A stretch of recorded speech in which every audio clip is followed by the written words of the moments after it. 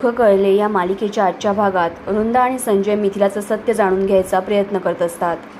वृंदाला लक्षात येतं की सिक्रेट नयनाचं आहे, पण मिथिला आपल्यापासून ते लपवत आहे.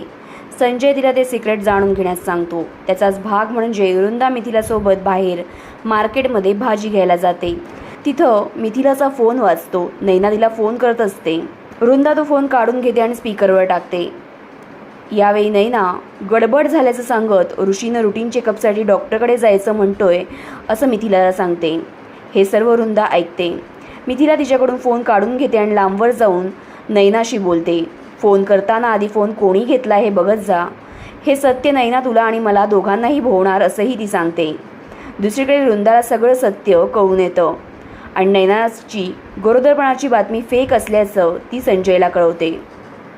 इकडे घरी माधव आणि मिथिला आपण घर घेणार हे कोणालाच सांगितलं नव्हतं. अगदी घरच्यांपासूनही हे लपवलं होतं. मग बँकेत कसं काय कळालं असा विचार करत असतात. मिथिला माधवला नीट आठवून सांग कोणाला सांगितलं होतंस असं विचारते.